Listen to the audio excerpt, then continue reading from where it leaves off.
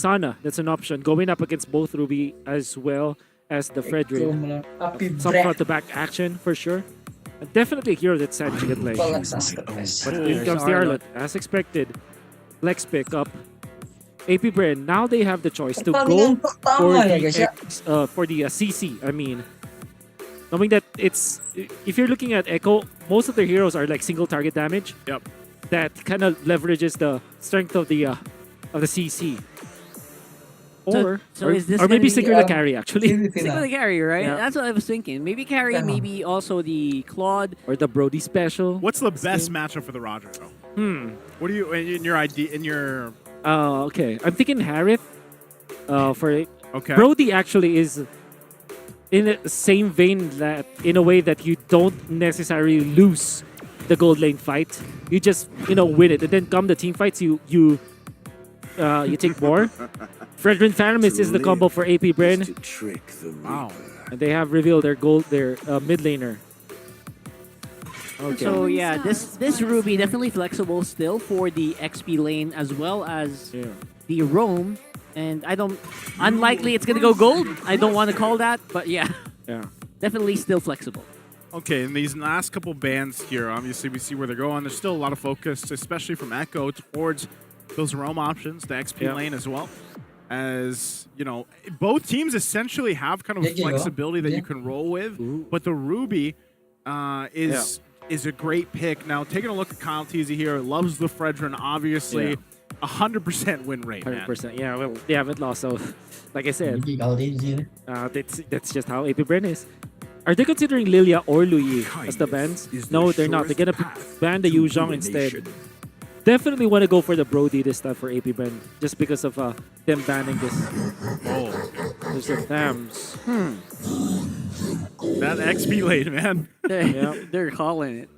Go for it. So what does this leave open now for AP Bren in response? Brody or Bruno, actually, as their choices of the marksman. I think that they're gonna keep this Ruby in a flex role in a way that you don't want to reveal where it is by picking up EXP. Well, we did say CC, and they did pick up CC.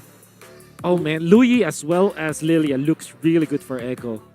Leaving it up until the very end. They're actually trying to keep their goal lane options open here. And maybe they can adjust that depending on what Echo picks. Yeah. So the best thing about Lilia is that you burst through, or the Faramis ultimate, like the shield, so you get AoE damage. And then the Valentina just comes through, and it's like a classic, of course. Classic Valentina. It's actually pretty good. It's actually pretty good on a pretty good option. Could go that way. I'm thinking about maybe Dyroth actually for Echo. Oh, they go Lapo. I get one a day. Yeah, one a day. One a day. That's your one. That's my goal. Yeah, personal goal. And so they locked in. What's the last pick here? Options for AP Bren. Okay. So you're looking at probably Brody, but because there is the Faramis Netherrealm that can be copied, maybe you just go back to the Claude. You have CC and Ruby anyways for the support, and you have the Faramis ultimate to go with that, so it could be A-okay with the Claude. Another option is the Bruno, which is a pretty standard option, but just because of the fact that there is this Lapu-Lapu, you might want to reconsider your marksman options. And of course, the Brody. Funny how we said that Brody will be picked up third, but it is picked up last anyway, so... It's just so good, right? Right now, obviously, it's the marksman that will. Yeah, you mentioned it. It's not gonna win against the Roger, but it's not gonna die, and that's the important thing for most marksmen, right? That's why the Brody scales so well. Well, we saw in the lineups. We'll see exactly how this starts. Again, it's the superstar match of the week. Huge shout-outs to our online viewers who are with us to witness this great battle. Yeah, and of course, as our way of saying thanks, watch out for the code that you may redeem in your MLBB app for hero skins and tournament chests. And don't forget, guys, again, picking 2 winners from the English stream here for 1,000 diamonds. Let us know with the hashtags #Echo or #APBren alongside your game ID and server. Comment that. Comment it down. And let's get ready for this matchup. Again, a best of 3 here between the world standards. It's Echo and AP Bren. Lapu-Lapu is... honestly, I'm a little surprised about the Lapu-Lapu showing up. Were you guys not like a little bit rattled. Like, Yeah. what's the reasoning behind All this? right. I have a simple way of tackling things wherein every time that the Faramis is meta, Lapu-Lapu will always be meta. Yeah. Just because of that interaction, like, where you're the one to kind of counter the Faramis ultimate. It's pretty simple for me. So just dive in on the Faramis ultimate with your bravest fighter. Exactly. Just free setup, because one swing of your, or maybe two swings of your ult, you already have taken out the NetherRealm extra shields, and they will be stunned, and that's free setup for your stun. And not only that, but you actually get to complement. And this could work also really well with the Final Slash, right? Either for the after effect of that, when the NetherRealm is already kind of expended a little bit, or even to set it Good up point. Yeah, that's to let that be available.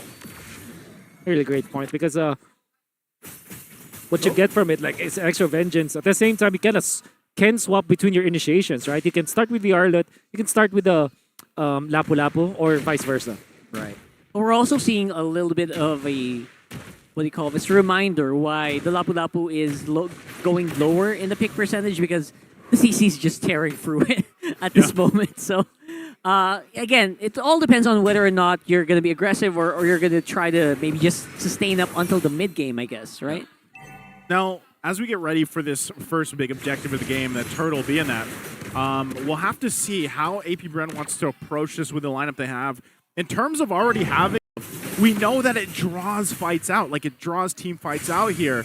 And I'm wondering if it'll be a little bit different now that, for example, we have that Roger playing a part of this lineup here. Do we have some burst potential? Uh-oh, JP. Yeah, if you're talking about burst right now, JP is absorbing the brunt of it, as Apbren are getting ready to position themselves, try to take this turtle. Obviously, both marksmen are not present here.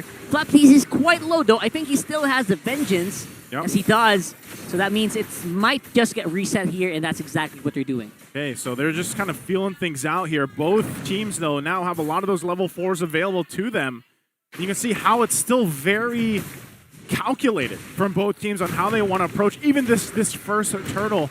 That's what's expected from them in the 4-on-4. There you go. Sanford diving in. Bravest fighter. He is looking at forward view. And Carl TZ will get the retribution while all that's happening. Right now, everyone is just compressed into one area. And both teams are going to be using that NetherRealm. And now the fight's happening. The sustained damage is actually better here on the side of Apbren now. They will come out on top with a kill. Okay, so they trade there. JP, the one to go down. Apbren still looking possibly for more here. They're going to back off, but it's a 1-for-1 trade for the Turtle in favor of Echo. Wow, what a long story that we just saw. It's a matter of a minute. It all started with a very weird rotation from Echo that allowed Kaltizi to have level 5 over Kaltizi, but didn't matter anyways, because what they did was to sacrifice some of the XP on Sanji so that they will have to wait for Sanji's ultimate to be up. And they also took so much time resetting the Lord that Kaltizi caught up when it comes to the XP. Eventually, Sanji nailed a wonderful NetherRealm on his own, and JP with initiation. It's like a very long movie that we've seen in just a matter of seconds. That's what I was mentioning earlier, right? Like, that's what the Faramis Valentino matchup is known for. Yeah. It's those long exchanges, and they really draw things out. So when you take that into consideration in the hands of teams like this, like Echo and Apbren, you're going to see a lot of this kind of micro play come into these fights, and that's where you really want to be able to pay attention, because it's all about the timing on how they expend that, especially with Sanji having the NetherRealm himself over from Few. So, again, as things kind of get situated here, there's not going to be anything drastic happening so far, because that's just how these two world caliber teams are going to play it out until eventually, if you look at it statistically, Apbren has been known before that first Lord to really go and try to force a play, make a play, and that's the swing for them. Now, Echo, on the other hand, they like to just kind of go for it sometimes, even early on. And that could possibly what they do here. They're going to poke down a little bit for Kyle Teasy, but still, Turtle now up. Take a look at the positioning here for both teams as well. Going to start it up. Gold lane still waiting patiently, but look at the pressure from Flap up top.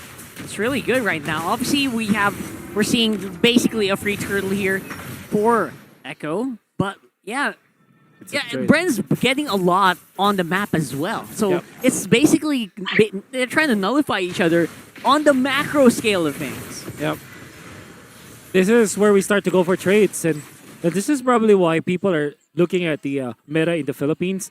Why it looks quote unquote boring, because sometimes teams have understood their power spike so much that in that case, like the slight advantage that Echo has when it comes to EXP as well as damage, because they got the first turtle, AP Bren already decided we cannot fight second turtle with just trades, so they even up. It's just all trades.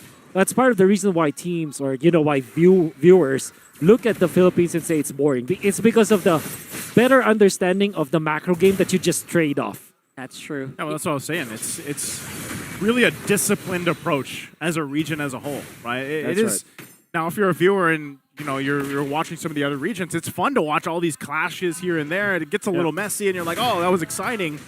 But also, there's a whole other level to it where it's exciting looking at how they approach teams like this, approach these objectives, because we don't. Let's be honest, we all know that objectives win the game. Right? That's what it is. Yeah. And the same can be said when you look at the disciplined approach towards the objectives. Yeah. These teams also take the disciplined approach to team fights. Yep. So even the team fights, for the most part, are not messy. Exactly. And some people just construe that with messy as entertaining. Exactly. Well, it depends how you look at it. It depends how you look at it. That's why I really like our international restreamers. Big shout outs to Trex. Trex is entertained by this kind of gameplay. Yeah. Oh yeah. And another restreamer named Mirko. Who's Mirko? Who's Mirko? He's he likes something that starts with Viva and ends with Max. So shout outs to Mirko. He's also restreaming right now. He's bored about this stuff because he's a messy player, He is. He is. I've seen him jungle. Yeah. Shout out to Mirko. What's up, Mirko? Shout out to all the restreamers here as part of the English broadcast. Now, once again, Turtle's going to be up here. Third one of the game. AP Bren going for a fight. Oh man, JP's dancing in and out of these ones, and he has to use that flicker to basically survive. Right now, though, Sanford, he's not done. Trying to get that fight started, and bullets are flying everywhere. Both teams flying under the Nether Realm right now, and healthier HP bars belong to AP Bren. Paul TZ, he doesn't really have that much sustain left anymore. Ultimate's already used up here, and Flap TZ, he's yo-yoing himself into the fight. Benny Cutie still got some firepower with that Lycan Pounds, and it looks like it is going to be, feels like even Stevens for some reason. At the end of the day, it looked really good.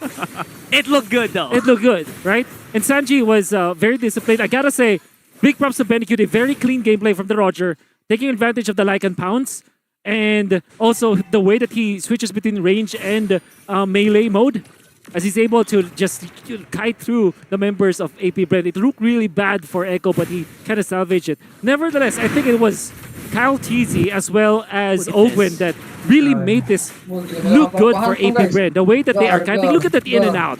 You're looking at AP Bren. In and out of the fight. Eventually, Kyle Teasy goes down. And this could have been very bad for AP Bren, but they dodged it in the end. Good clash from both teams. Yeah, that could have been so much worse. It looked really bloody. And at the same time, people were juggling HP bars between each other. You know how that's just... One of your stickers will say this. That was a masterclass of how the team fight. Yeah, it was. And real quick, as we get ready for the next objective here, items, how's it looking, Wolf? Okay, so one thing that really shocked me was the choice from Benny Cutie. And this is Impure Rage, Roger. We saw earlier it was the Marksman emblem. Right now, he went in for Impure Rage. And his first item actually wasn't the typical ones. He went for the Wind Talker first, focusing on farm and objectives. Basically, faster attack speed and faster move speed get towards those gold sources a lot quicker. Okay, with that, next resource here, as they play around it, the next objective is going to be this Lord up. AP Bren not able to find the pickoff they were looking for. They did get the Daytona's a welcome up, but it's just going to be back up by the time that Echo decides to actually go ahead and contest this. But you still see the focus on the map, especially from Flap here on the bottom side now with the CC pushing there, as he goes and grabs that. So they get another turret to work around with. And right now, AP Bren has to decide how they want to approach this. They still don't have a clear go signal on taking this Lord. So they'll just kind of wait and feel things out. Either of these teams, if they can get the mid turrets down, the tier 1s, that would help them a little bit more. But right now, it's a stalemate. Yeah, obviously, the CC really does command that you look at the map, or else you will lose a big chunk of these turrets. Right now, though, we're seeing a flicker already used up. Sanji already used up a lot of what he has in the barrel. It's still gonna be happening here. Fight erupting in few already. Gonna be taken out. Flickers used by Sanford. Nice dodge here. Tries sidestep, and Vengeance on the CC means that it will be a disengage for AP Bren. It looked really bad for Echo, but they came out on top. Great response there in that pole even. Still going. Oh, they're still going. They're happy to throw out this final slash here, knowing that Few actually does not have the flicker available, or the Purify available, rather. And now it's going to be Flapteezy suffering here. The sustained damage here from Echo is just, it's really hard to stomach. And of course, they're not done. Sanji with a re-engage as well. The final slash is already back up, and they are taking bodies right now. Flapteezy looking for someone to hit with the Appraiser's Wrap, but no one's home. Marco, okay, he's going to survive, but holy moly, Echo comes out swinging, getting multiple members of AP Bren, and that's their go signal now for this Lord. Yeah, AP Bren just bit off more than they can chew. Few was already tagging so much, and even after he pumps his ultimate, Flapteezy went in for the fight. He smelled blood, and he went for it. He got baited by the bubble of Echo. And then eventually, you can see Sanji just toying with death. We're gonna see it. Look at this. Look at how composed he is. He goes back even with a sliver of health, knowing that he can take out Ogwin. And what a final slash coming out from JP. Eventually followed up by Flapteezy. They're wonderful out there. And now they stop the Appraiser's Wrath that could have been disastrous for them. And with just one clash, Echo is bona fide the leader of this game. Yeah, you know what? Most people on Sanji's position right there, with 1 HP and one of the torn apart memories going for your face, you would back off completely. But no, he went forward. That was beautiful to watch. That's just the confidence that the former world champions will have here. Again, going against the current world champions. So right now, AP Bren can deal with this Lord. Should make quick work of it. The big question is how much space advantage does Echo get out of this play? And we'll see that in just a bit as they make their way for the resources here of AP Bren. And really, it kind of comes to the question. Hold on, they go pull. Okay. There you go. Nice pullback here for AP Bren. That will net them a Sanford kill. Sanji forcing a flicker out as well. Ooh, you already have Conceal used up. So both teams are really expecting a lot of resources just to stay alive, basically. And there's so many tools here for both teams to kind of initiate, peel, or just bait things out. Sorry. Highlight, is this boring? That caught me by surprise. Let us know. Is this boring, guys? Oh, look at this. Oh, they got separated by a mountain there. But the CC ult still pretty much going to be useful here, keeping them together. 3v5, still no problem here for Echo as they go straight into the heart of the AP Bren behind the pole. And JP not going to have enough skill to sustain anymore. It is a massacre of damage coming in from the bees. Benny's back. Right now, AP Bren going to keep running it down mid, pushing down this mid lane, possibly to get a tier 2 turret. They've got the numbers. Do they want more here? Oh my god. AP Bren still pushing the pressure in the mid. Oh, what a pull. Yeah, this looks really bad here. Even the torn apart memory available. Oh my goodness. I don't know what you noticed, Wolf, but you were just going insane. Wolf is breathing because he's so bored. Are you bored, Wolf? Are you bored? Are you not entertained? Are you not entertained, everyone? Yeah, man. I may not have my wisdom teeth anymore, but I can't hold this anymore because Flapteezy lost the fight for AP Bren in the previous team fight. Like if you basically lost the Lord for Echo. Yeah, I mean for AP Bren and gave it to Echo. But then in the last fight, you saw how well he managed to zone out the members of Echo. So basically, he zoned out 2 members because of his ultimate. And that allowed AP Bren to isolate Flapteezy. And then, because of the pool that you get from Few, Flapteezy doesn't have any of his teammates anymore because they were zoned out by Flapteezy. And that was a beautiful, I don't know actually if Flapteezy meant for that ultimate to go that way where there's a mound that separates 2 members of Echo and they're practically stunned, both of them, because they cannot move away from each other. I don't know if that was intended, but that was the result they zoned out Carltese because of that, isolated Carltese, which meant that AP Bren took 3, and now they have gotten the lead back again. Well, with that, lead or not, AP Bren going to go ahead and start up this Lord to take it on their side here, but Carltese has the information he needs as well. Big item pickup for Super Marco. Sanji doesn't have an ultimate yet. He's got to hold on and find the right one here, but take a look at the positioning. Lord's going to go through this phase for a while until they punch it in. Owen, though. Nice pullback there. Carltese going to be using up the CC immunity of the Barretts. Just try to stay alive, but look at that. Sanji's going to be the one who's caught here by the yo-yo blitz of Flaptese. I think he still has the current call available already. Used it up, making sure that Echo can't get out of this fight anymore. Now the fight's happening right now. HP are still very much healthy here for AP Bren, who have maximized the use of the Nether Realm. It's going to be JP falling. Oh man, it's only Benny Cutie. AP Bren, we don't even need the Lord. They say, let's push it down the mid. And it's Benny Cutie against AP Bren. The Orcas are going to be the one. Make sure to click that goodie bag on your base, on your TikTok app, as they are going to be walking and making short work of that base inside. It's 1-0 for the world champ. Raja Dunia ya guys ya. The world champs take first blood in the series 1-0 against Echo. As it looked so good for them earlier on, they flipped it around so quickly.